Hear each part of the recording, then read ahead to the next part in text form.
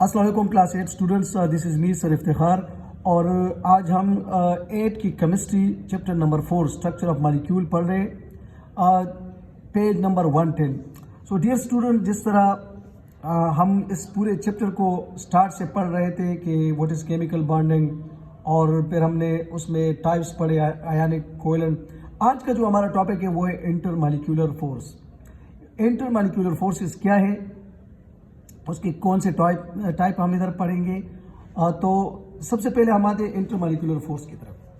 सो आप अगर अपने बुक पे नंबर 110 को देखें तो वहाँ पर जो इंटरमॉलिक्यूलर फोर्स की डिफिनेशन है, the forces of attraction between the molecules of a compound are called intermolecular forces.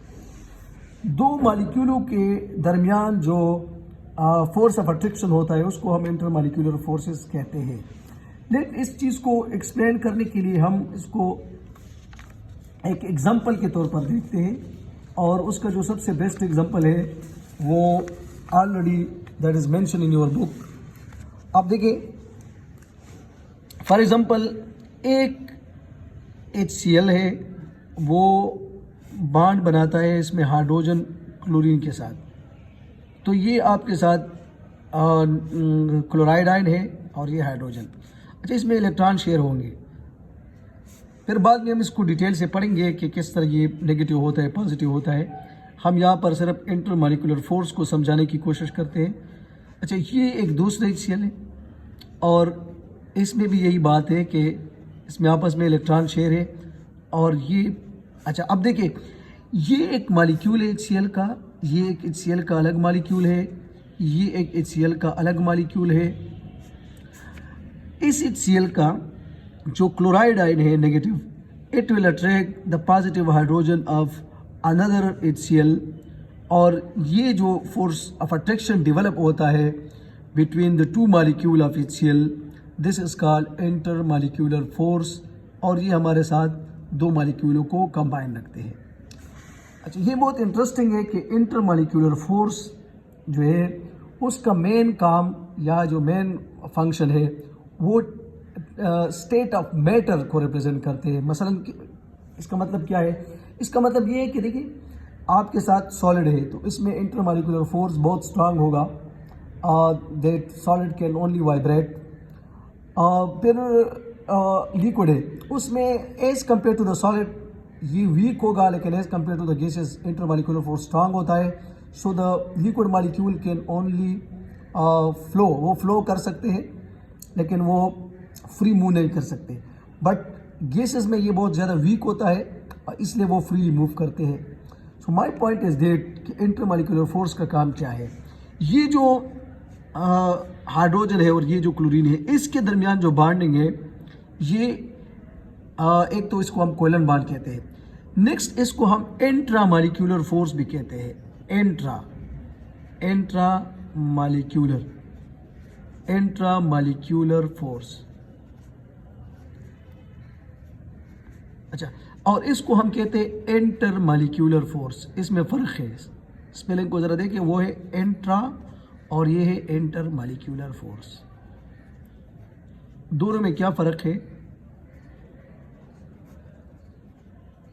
दोनों में फ़र्क ये है कि ये एक ही मॉलिक्यूलों के एटमों के दरमियान है, ये एक ही मॉलिक्यूलों के एटमों के दरमियान है, और ये दो अलग अलग मॉलिक्यूलों के एटमों के दरमियान है। तो ये तो फर्स्ट पॉइंट है। सेकंड पॉइंट ये है कि इसमें इलेक्ट्रॉनों की शेयरिंग हुई है या गेन एंड ट्रांसफ़र हुई होगी, लेकिन यहाँ पर कोई इलेक्ट्रॉन शेयर नहीं है। यहाँ सिर्फ पॉजिटिव और नेगेटिव नेचर की वजह से ये एक दूसरे को अट्रैक्ट करते हैं। अच्छा, इसलिए इसको हम लाइन से शो करते हैं और इसको हम डॉटेड फॉर्म से शो करते हैं। इसको हम केमिकल बॉन्ड कहते हैं और इसको हम फिजिकल बॉन्ड कहते हैं। इसकी वजह से डिफरेंट टाइप ऑफ मॉलिक्यूल बनते हैं, और इसकी वजह से मैंने जैसे आपको कहा ना कि टाइप्स ऑफ मैटर इससे बनते हैं कि कोई चीज़ सॉलिड होगा, लिक्विड होगा या गैस होगा। अच्छा, हमेशा ये स्ट्रांग होगा, ये जो इंटरमॉलिक्यूलर फोर्सेस है ये हमेशा वीक होंगे। सही है। फॉर एग्जांपल अगर हम हाइड्रोजन बॉन्डिंग को कंपेयर करें, जस्ट फॉर बतौर example, so look at that, अगर हम कोवेलेंट बॉन्ड और हाइड्रोजन बॉन्ड को आपस में कंपेयर करें, because hydrogen bond is the type of intermolecular force, hydrogen bonding. तो hydrogen bond it is 20 time जो है वो लेस स्ट्रॉन्गर है देन कोवेलेंट बॉन्ड, यानी कोवेलेंट बॉन्ड जो है वो 20 टाइम ग्रेटर होगा देन द हाइड्रोजन बॉन्ड है। अच्छा, इस पूरे डिस्कशन से जो मैं आपको बताना चाहता हूँ वो ये है कि इंटरमॉलिक्यूलर फोर्स क्या है और उसके अपोजिट इंटरमॉलिक्यूलर फोर्स क्या है। So let proceed towards the book, कि बुक ने इसके बारे में क्या कहा है। अच्छा, look at the book. Intermolecular forces are the weaker force of attraction. जैसे मैंने आपको बतौर एग्जांपल कहा कि ये जो है वीक होता है, it is 25 time weaker then the covalent bond. अच्छा, ये 25 टाइम, ये जनरल बात कर रहे हैं, सही, हाइड्रोजन बॉन्ड की बात नहीं करें। 25 टाइम ये कोवेलेंट बॉन्ड से वीक होते हैं। For example in H2O molecule it require 464 kilo joule पर mole to break the hydrogen oxygen bond within a water molecule and need only 19 kilo joule पर mole energy to break the intermolecular force between water molecule. अच्छा, ये हमें क्या कह रहा है? ये हमें कह रहे हैं कि अगर ये वाटर का मॉलिक्यूल है, if this is a water molecule और ऑक्सीजन के ऊपर पार्शियल नेगेटिव और हाइड्रोजन के ऊपर पार्शियल पॉजिटिव चार्ज आता है, फिर वाटर का जो एक मॉलिक्यूल है वो लाजमी बात है कि the positive hydrogen of one water molecule will attract the negative oxygen of another water molecule, और ये आपके साथ बन जाएगा हाइड्रोजन बॉन्डिंग। खैर, ये तो नेक्स्ट टॉपिक हमारा है, इसमें हम इसको एक्सप्लेन करेंगे। जो कहना मैं चाहता हूँ वो ये है कि जिस तरह बुक कह रहा है कि अगर आप इस बॉन्ड को तोड़ना चाहते हैं तो you will need 464 kilo joule पर मोल एनर्जी, बिकॉज इस ट्रू बॉन्ड, इसके अंदर जो है वो इलेक्ट्रॉन ऑलरेडी शेयर हो गए हैं। और अगर आप इस बॉन्ड को तोड़ना चाहते हैं जो कि strong enough but weaker then the covalent bond, तो ये आपको सिर्फ और सिर्फ 19 किलो जॉल पर मोल एनर्जी चाहिए to break this bond. So look at the different 464 और 19 किलो जॉल, यानी ये एनर्जी बहुत कम है। सो ये जो पॉइंट है बुक ने उठाया है वो ये है कि इंटरमॉलिक्यूलर फोर्स वीक होता है कंपैरेटिवली, और जो कोवेलेंट बॉन्ड होता है या जो ट्रू इंट्रामॉलिक्यूलर फोर्स होते हैं वो स्ट्रांग होते हैं, क्योंकि उसमें ट्रूली वहाँ पर इलेक्ट्रॉन या गेन लॉस होते हैं या शेयर होते हैं। अच्छा, आगे कह रहे the intermolecular force are much weaker among the molecule of the gases where they are stronger in the molecule of liquid and stronger in solid. अच्छा, ये पॉइंट मैंने आपको स्टार्ट में एक्सप्लेन किया कि सॉलिड में सबसे स्ट्रांग होते हैं, लिक्विड में कंपैरेटिवली वीक होते हैं, और केसेस में ये बहुत ज़्यादा वीक होते हैं। The melting point of solid and boiling point of the liquid depend on the strength of these forces. और इस फोर्सेस पे डिपेंड करता है, यानी इंटरमॉलिक्यूलर फोर्सेस पे डिपेंड करता है कि किसी लिक्विड का जो मेल्टिंग पॉइंट या बॉइलिंग पॉइंट होगा वो हाई होगा या लो होगा। The intermolecular forces of the 3 types and collectively called van der Waals forces. इसको हम कलेक्टिवली वंडर वाल फोर्स कहते हैं इंटरमॉलिक्यूलर फोर्स को। We will discuss 2 types where the third will be discuss in higher grade. हमारे जो book है या जो क्लास 8 का जो बुक है उसमें हम इसको सिर्फ डाइपोल इंटरेक्शन और हाइड्रोजन बॉन्डिंग पढ़ते हैं। अच्छा, अब आते हैं जो फर्स्ट वन है वो जो है डाइपोल इंटरेक्शन की तरफ आते हैं। That what is the dipole interaction? The dipole interaction is on the book page number 111। अच्छा, अब देखिए, इस टॉपिक को समझने के लिए आपको सबसे पहले कुछ चीज़ें समझनी है ना कि डाइपोल क्या है, फिर आप डाइपोल इंटरेक्शन को समझेंगे। So first of all you must know about the dipole. जैसे मैंने ये बनाया, ये भी डाइपोल में आ सकते हैं, लेकिन आपके बुक में पेज नंबर 111 पर जो एग्जांपल दी गई है ये HCl का ही एग्जांपल है। इसको हम मॉडल कहते हैं, मॉडल के जरिए इसको शो किया गया है। लुक एट योर बुक, आप अपने बुक में देखें, ये हाइड्रोजन है, हाइड्रोजन की इलेक्ट्रोनेगेटिविटी है 2.1 और क्लोरीन की इलेक्ट्रोनेगेटिविटी है 3। अच्छा, अब देखिए इसके दरमियान जो बॉन्ड बनता है तो क्लोरीन स्ट्रांग इलेक्ट्रोनेगेटिव है as compare to the hydrogen, तो बॉन्ड तो कोवेलेंट ही बनता है, लेकिन जो शेयर पेयर ऑफ इलेक्ट्रॉन होगा वो लाजमी बात है कि क्लोरीन जो है वो ज़्यादा इलेक्ट्रोनेगेटिव है या स्ट्रांग इलेक्ट्रोनेगेटिव है, तो share pair of electron chlorine के करीब होगा। इसलिए क्लोरीन के ऊपर नेगेटिव चार्ज आएगा पार्शल और हाइड्रोजन के ऊपर पॉजिटिव चार्ज आएगा।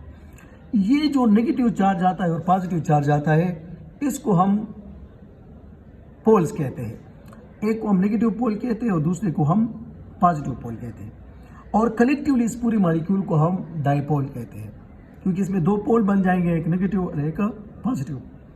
अच्छा, अब देखिए ये एक यूनिवर्सल फिनोमेना है कि opposite charge attract each other. तो जो HCl मॉलिक्यूल का जो नेगेटिव पोल है वो दूसरे HCl मॉलिक्यूल के पॉजिटिव पोल को अट्रैक्ट करेगा, और ये जो अट्रैक्शन होगा, the negative pole of chloride of one HCl attract the hydrogen ion of the another HCl, ये डाइपोल डाइपोल इंटरेक्शन कहलाएगा, क्योंकि ये एक डाइपोल है और ये दूसरा डाइपोल है। इसी चीज को बुक ने भी डिफाइन किया है। Look at your book, page number 111 पर आप देखें, the force of attraction between the positive pole of one polar molecule and the negative pole of other polar molecule are called dipole dipole interaction. अच्छा, इसको हम polar molecule भी कहते हैं और डाइपोल भी कहते हैं। अच्छा, due to the difference between the inter electronegativity of atom in the molecule the electron are not share equally. ये बात मैंने आपको बिल्कुल स्टार्ट में कही कि इलेक्ट्रोनेगेटिविटी डिफरेंस की वजह से ऐसा होता है, क्योंकि क्लोरीन स्ट्रॉन्ग इलेक्ट्रोनेगेटिव है और हाइड्रोजन लेस।